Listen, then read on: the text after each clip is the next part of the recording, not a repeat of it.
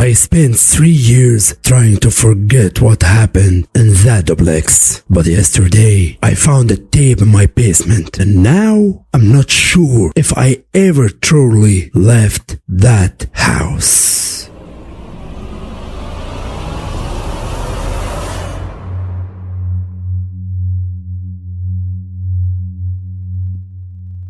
The universe is vast, filled with secrets hidden in the shadows.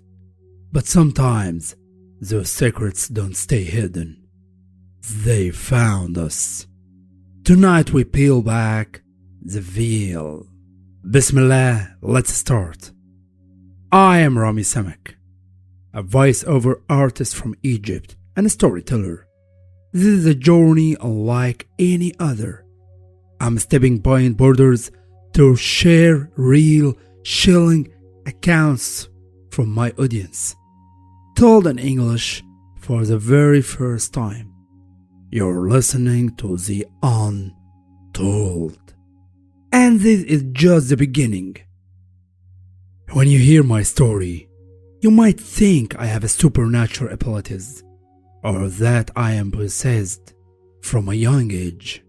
I have had the ability to sense the presence of ghosts and mysterious entities, and I can even see them to the extent that they have become an inseparable part of my daily life.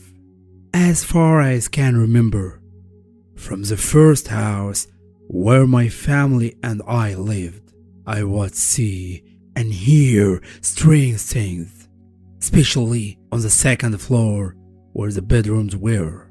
As our house had a duplex design, the story started with me when I began to catch glimpses of black specters and shadows standing on the stairs leading to the second floor, or walking on the highway separating the bedrooms.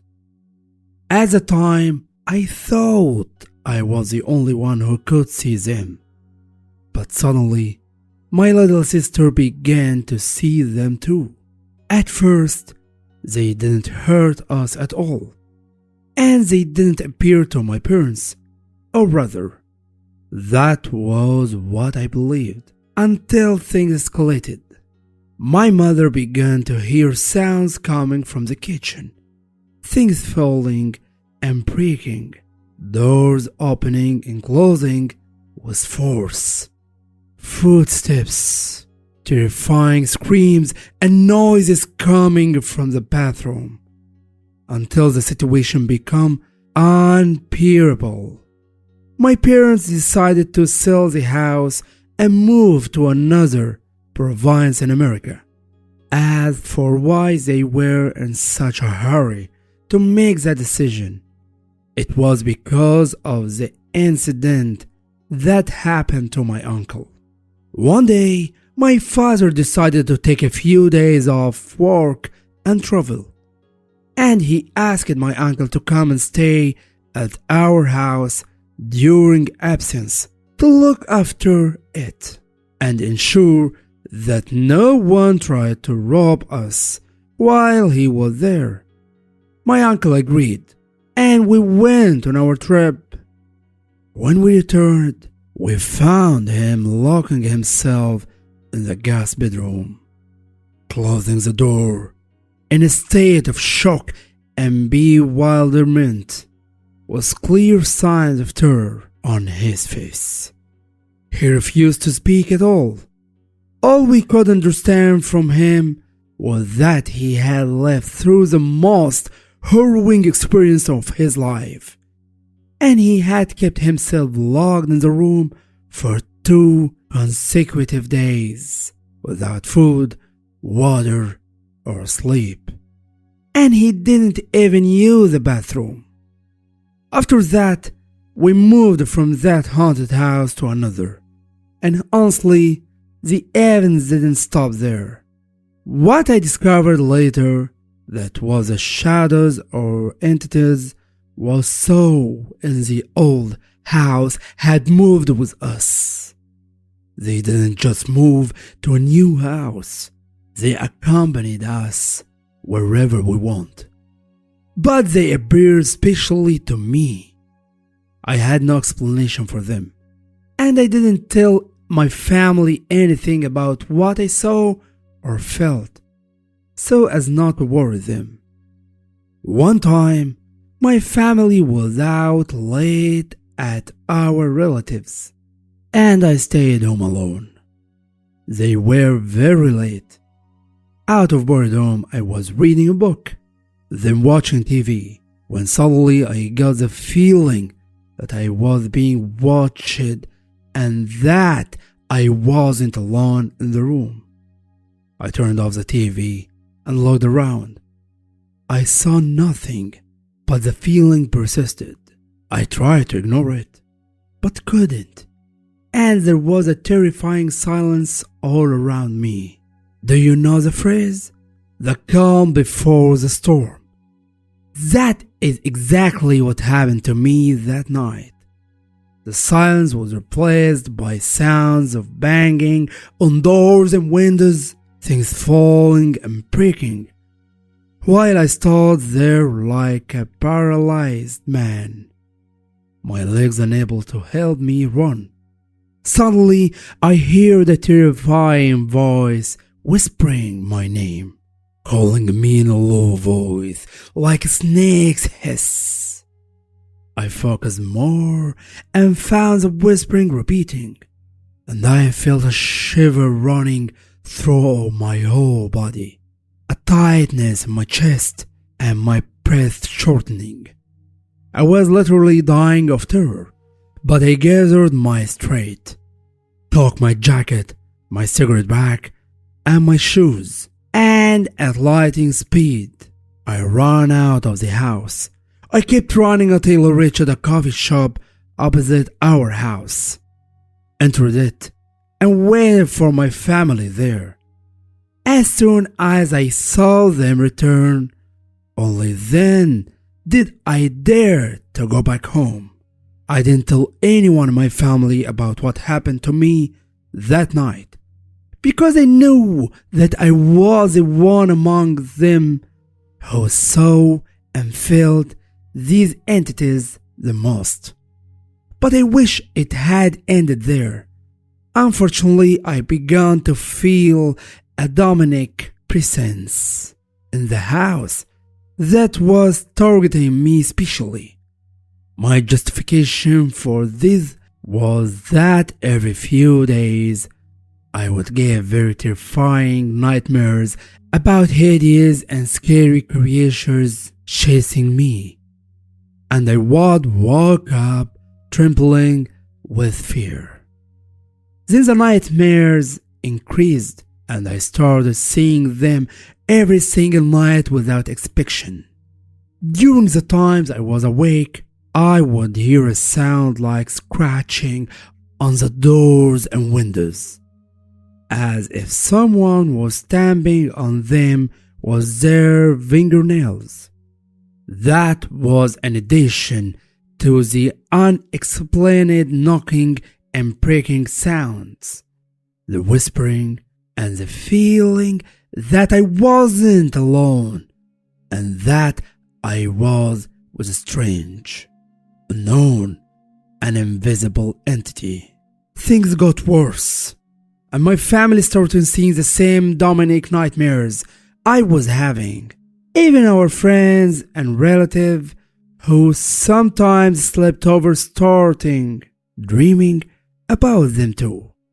I would wake up in the middle of the night to my bed shaking violently, the sound of the cupboard doors opening and closing with force, and the sound of my room door opening slowly and slamming shut hard. One night, my relative was staying with us. I don't remember his age then, but he was still a teenager, and he heard a voice talking to him, telling him that there was an entity in our house that resented us and would not rest until we all died, and that it would kill us. It even specified the date, which was the following Friday. The strange thing is that my family and I were actually involved in dangerous car accidents on the specified date, such as a sudden brake failure, loss of control of the car, or a fire suddenly starting in the engine while we were driving. But thank God, He protected us, and we survived miraculously. 4 years we kept moving from house to house and area to area, and the entities never spared us and never left us alone. But after long years of suffering, my parents no longer felt them at all, as if they had suddenly disappeared or simply grown tired of us. As for me, the luckiest in the family, I continued to suffer from them and their disturbance until I started getting closer to God and delving deeper into religion, and I began to pray regularly. From that point on, the strange things that used to happen to me decreased significantly, and you could say I learned the art of ignoring them. Years passed, I grew up, got married, and had children. Honestly, my life began to stabilize, and my kids never saw anything strange. But my wife, since she was aware of my past suffering with the other world and the entities, also shared my fear and a few experiences she lived with me. But we learned to ignore their presence, control our fear, and live our lives in a semi-normal way. My wife would always joke with me, saying, "Haha, it seems that you are the one who is possessed, my love, not the houses you used to live in." I would laugh and say, jokingly, that I was probably possessed indeed. But my final experience with the other world was different and more mysterious than it was terrifying. It happened when I took time off work and traveled with my wife and kids to another province for 2 days, and I rented a furnished apartment near the places we wanted to visit. The first day passed without any problems or anxiety, and the kids were very happy.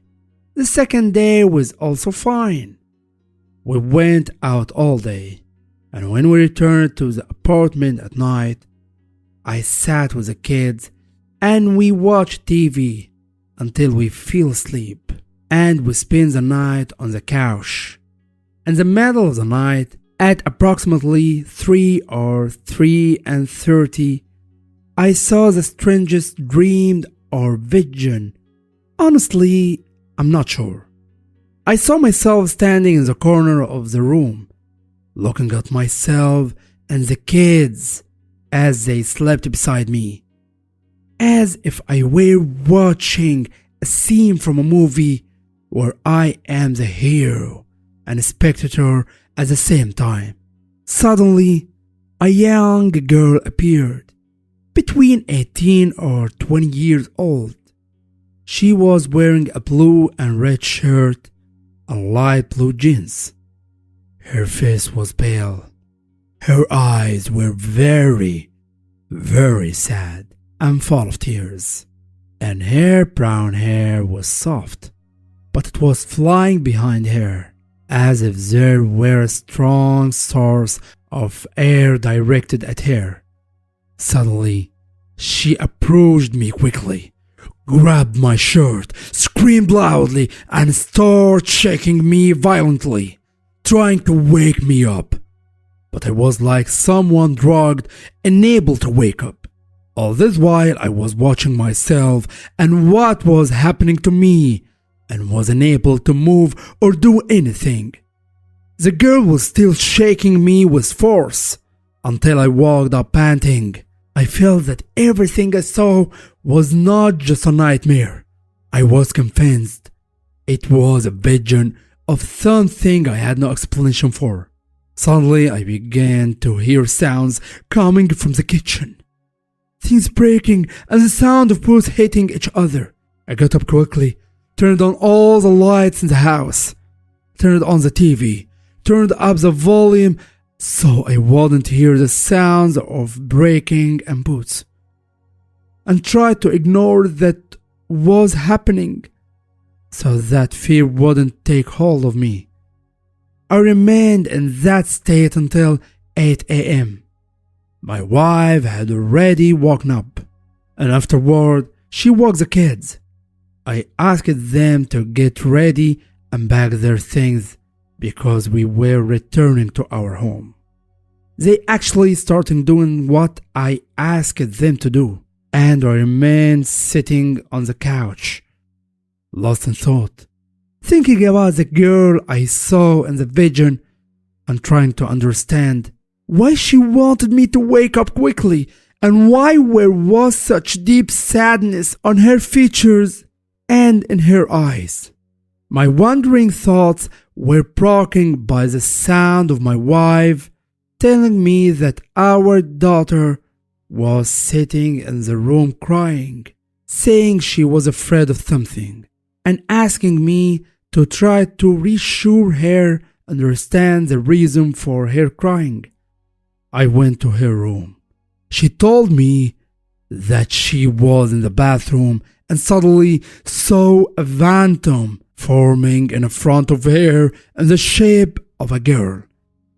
When I asked her to describe her to me, she gave me the same description of the girl who appeared to me, and in the same clothes too. Afterward, she screamed in her face and was vanished. I have no explanation for what happened, but I was certain at that moment that this girl had either died or was killed here in the apartment. I took my family and we left at full speed and returned to our house in the province where we lived. And that was the strangest situation I had ever been exposed to in the series of my experiences with paranormal phenomena. And at this moment, I have finished the first episode of the paranormal activity. See you later. Was with you, Ramy, Samak.